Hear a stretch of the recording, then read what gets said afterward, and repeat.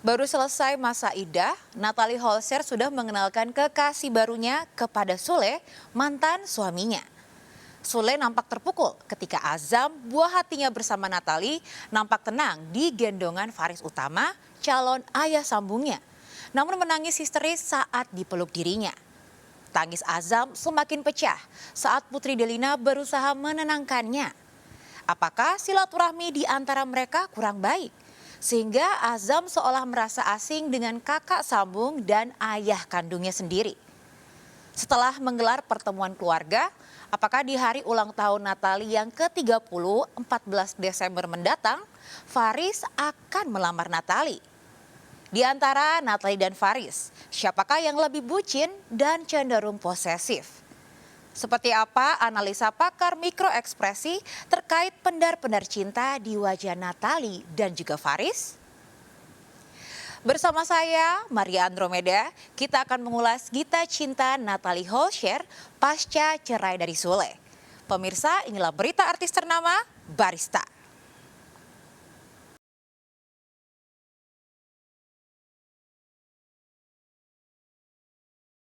Natalie Holscher jatuh cinta lagi. Siapa sangka sang Arjuna yang melesatkan panah asmara ke jantungnya bukan Franz Faisal atau Mada Besar Yuda, dua pria yang sempat dikabarkan dekat dengannya.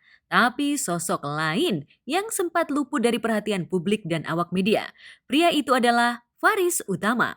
Jangan dipikir, Faris hadir belakangan mengisi hati Natalie. Karena lajang 31 tahun berdarah Minang itu adalah pria pertama yang bertahta di singgasana cinta Natalie. 12 tahun lalu saat masih berseragam putih abu-abu, Faris adalah cinta pertama Natalie. Jadi aku itu 2010 tuh kelas berapa ya?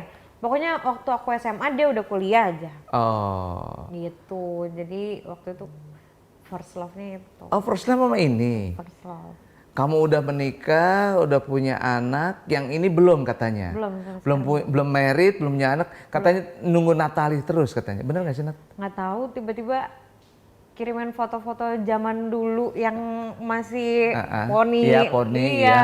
masih Yang, kayak gitu. gitu, Iya, yang gitu-gitu yang kan. foto begini. Gitu, iya. Iya, dia kirimin kayak gitu. Lo kok masih simpan? Iya, ini aku masih simpan. Katanya gitu, nggak bakal aku hapus. Katanya begitu. Nah, disitulah timbul uwunya tuh di situ. Oh, jadi kamu tuh cinta pertama sama dia. Dan dia nunggu, lucu juga tuh kapan waktu aku pengen undang deh. Kan jarang ya cowok gitu menunggu seseorang gitu.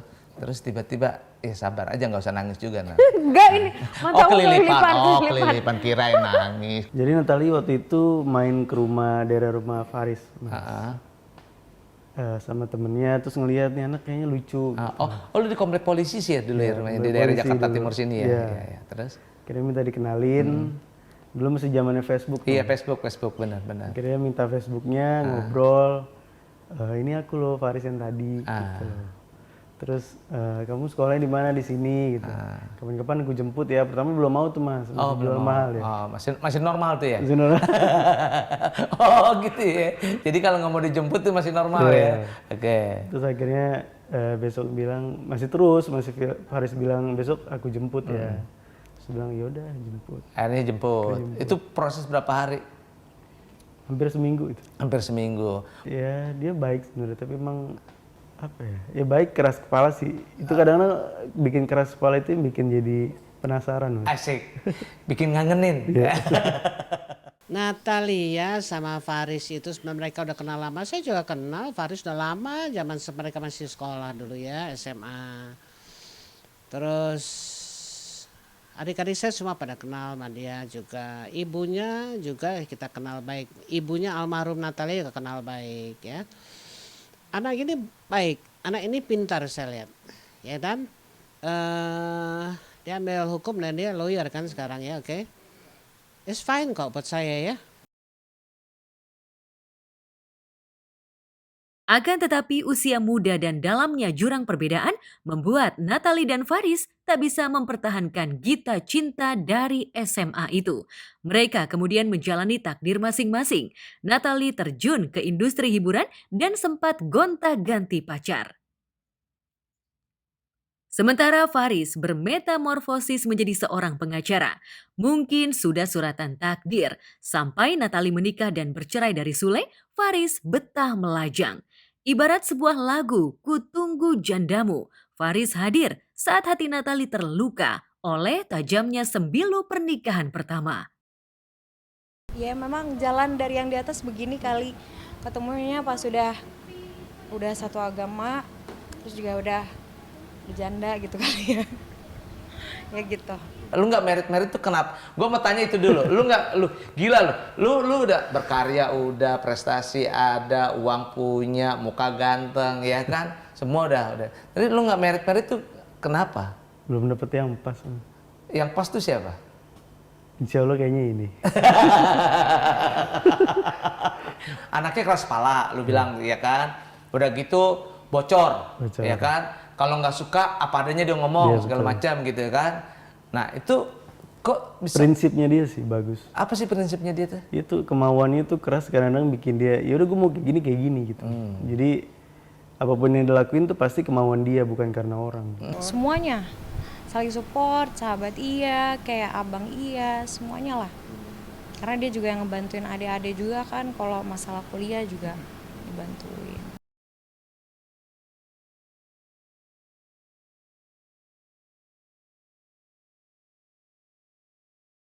Berawal dari pertemuan singkat, getar-getar asmara yang dulu pernah ada kembali meraja.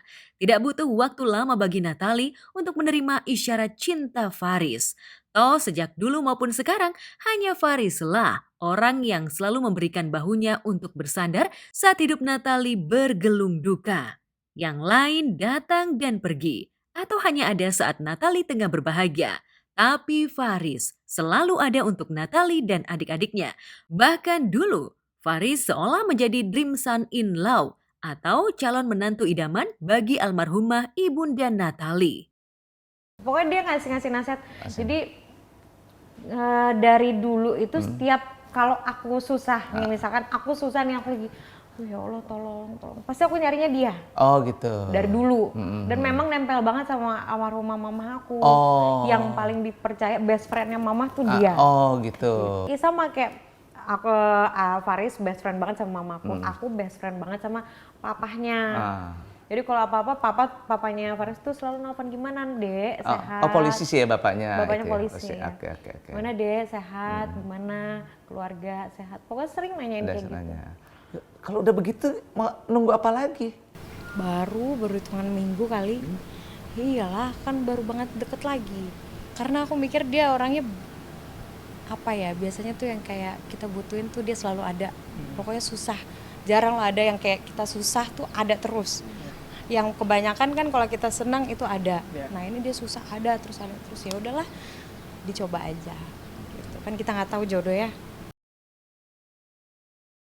Sekarang Faris seolah menjadi calon ayah sambung idaman bagi baby Azam. Bahkan sepulang dari kantornya, Faris sering mampir ke rumah Natalie hanya untuk bercengkrama dengan baby Azam. Setiap pulang kantor selalu nyamperin dulu ke sini. Yang diketemuin bukan aku tapi Azam dulu gitu. Dia ke Azam.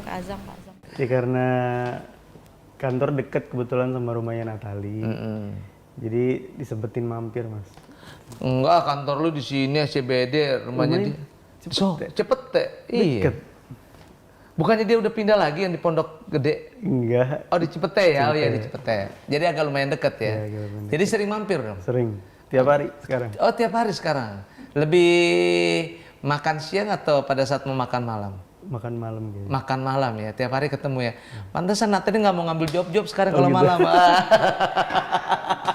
Jadi Azam tuh punya figur bapak. Kita nggak usah lihat dia siapa apa bukan. Kalau saya kita sebagai orang tua nih yang penting nih siapapun dia. Yang pertama dia menyayangi Azam. Dan kedua tanggung jawab untuk Natalie. Itu aja.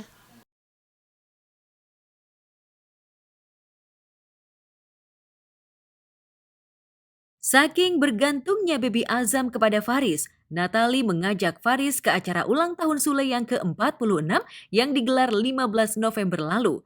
Di pelukan Faris, Baby Azam auto anteng dan ceria. Namun saat Sule mengambilnya dari gendongan Faris, Baby Azam yang menunjukkan gelagat gelisah dan merasa tidak nyaman langsung menangis berkepanjangan. Ekspresi Sule saat melihat buah hatinya menangis seolah tak mengenali ayah kandungnya dianalisa oleh pakar mikroekspresi. Diri dulu.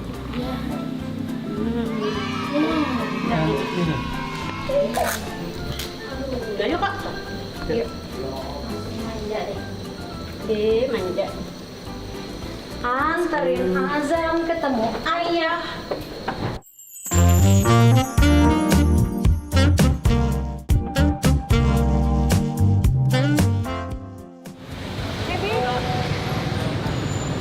Kita udah sampai. Iya datang. Udah bawa. Kita udah sampai. Yuk.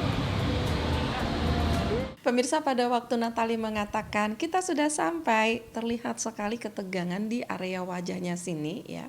Kemudian sambil main handphone pun itu masih kelihatan bibirnya seperti nyucu ya. Kayaknya berat banget gitu ya untuk hadir, seperti sesuatu yang nahan batin ya, seperti itu.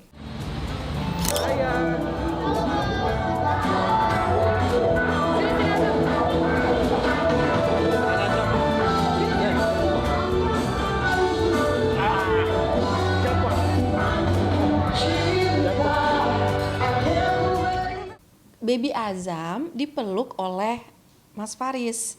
Kemudian Mbak Natalie mempersilahkan Sule, ini loh kalau kamu mau Baby Azam anakmu, ini ada di Mas Faris. Gitu. Kok Mbak Natalie nggak mau memegang Baby Azam dan membiarkan Sule mengambil itu dari tangannya? Ada apa pemirsa?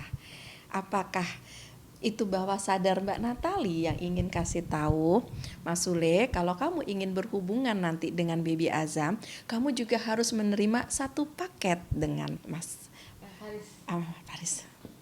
Pemirsa bisa lihat Mas Sule nyapa pun tidak sama sekali.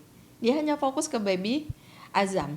Artinya apa? Mas Sule ingin kasih pesan, ya aku hanya fokus sama anakku, soal hidupmu sama yang lain bukan urusanku.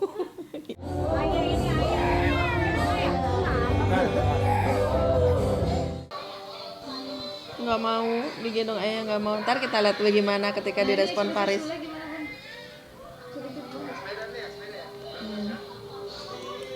Ya responnya Sule sedih ya pemirsa ya, sedih gini bibirnya. Ya sedih ya, anak aku udah diupayain nggak mau juga, padahal aku kangen banget gitu ya pemirsa, wajar. Nih.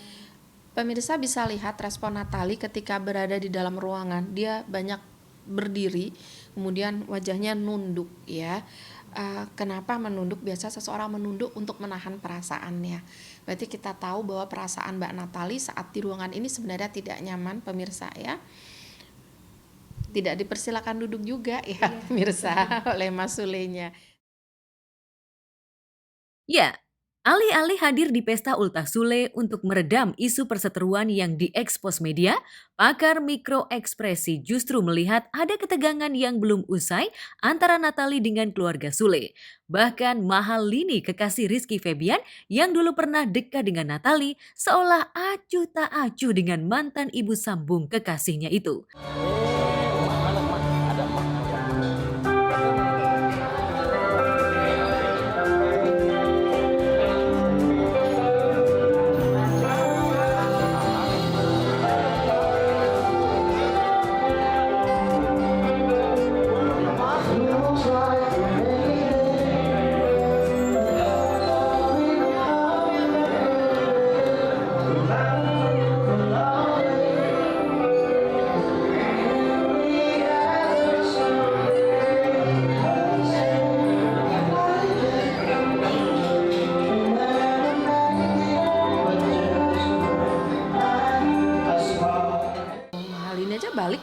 Balik kan perutnya waktu ngeliat Baby Azam, tapi sama Natalie enggak loh. Pemirsa bisa lihat ekspresinya itu beda banget. Mbak Mahalini itu responsif sekali menyambut baby Azam, menunjukkan keinginan untuk terlibat menyambut, tetapi ketika ngelihat ada ibunya di baliknya, responnya ternyata beda, responnya dingin. Memberi salam itu hanya sekedar iya untuk menghargain saja, karena tidak berdiri pun tidak ya. Bahkan ini badannya pun bergeser begini juga tidak ada, pemirsa, sama sekali nggak ada. Jadi ya gini aja. Ini kan menunjukkan ada suatu keengganan Mahalini untuk berhubungan dengan Mbak Natali. Lantas bagaimana analisa Bunda Nungki terkait sikap Putri Delina terhadap Natali? Nangis anaknya. Nah tuh baru salaman ya setelah Putdel datang. Hari ini juga belum salaman dia. Belum salaman. Tuh. Baru salaman ya pemirsa setelah Mbak Putdelnya datang. Surprise ya, pada waktu Mbak Putdel itu menyalami Mbak Natali, itu wajah Mbak Natali terlihat surprise, tapi nggak bisa ngomong apa-apa ya. Surprise mungkin nggak nyangka kali ya, Mbak Putdel tuh mau nyalaman sama Mbak Natali ya. Ada apa ya sampai segitu amat pemirsa. Sampai nggak nyangka disalamin. Emang nggak bakal disalamin Mbak Natali ya? Emang ada apa sih segitu amat?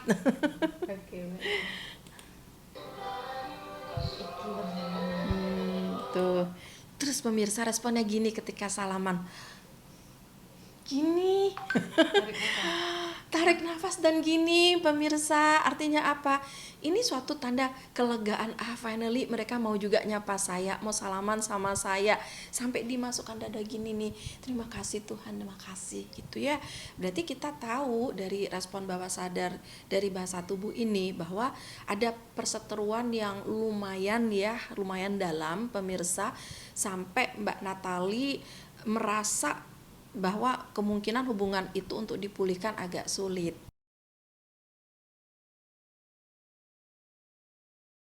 Di Instagramnya, Putdel langsung memposting foto ultah sang ayah dalam berbagai pose.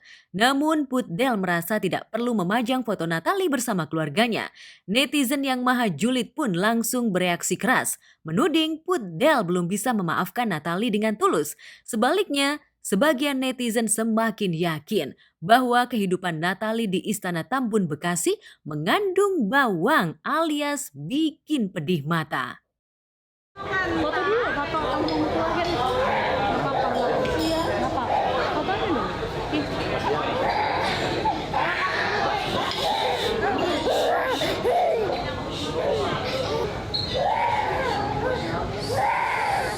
Dari tadi kan kalau pemirsa lihat nih sepanjang videonya kan nggak ada nih cerita Mbak Natali sama Mas Sule deket-deket dalam jarak 1 meter, kan nggak ada. Adanya jauh-jauh. Ya, jadi ini bawah sadarnya adalah kalau mereka mendekat hanya untuk keperluan si bayi, oke. Lebih dari itu enggak. Ayah nangis.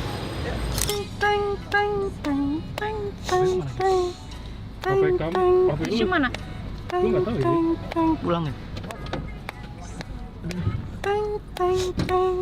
Kalau saya netral ya, saya tidak mau komentar apa-apa, cuman saya lihat ya ulang tahunnya bagus, saya lihat juga Sule oke. Kan saya sebenarnya saya pribadi semua keluarga saya nggak ada masalah sama Sule ya, itu antara masa urusan Natali sama Sule itu kita tidak mencampuri.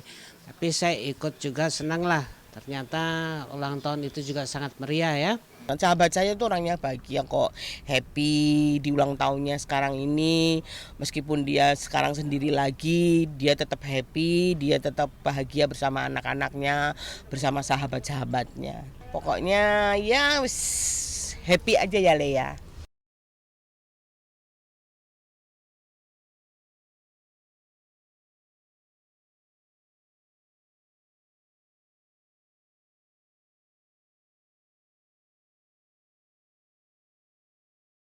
Lalu benarkah peristiwa bikin nyesek di acara ultah Sule membuat fisik dan psikis Natali ngedrop hingga ia jatuh sakit?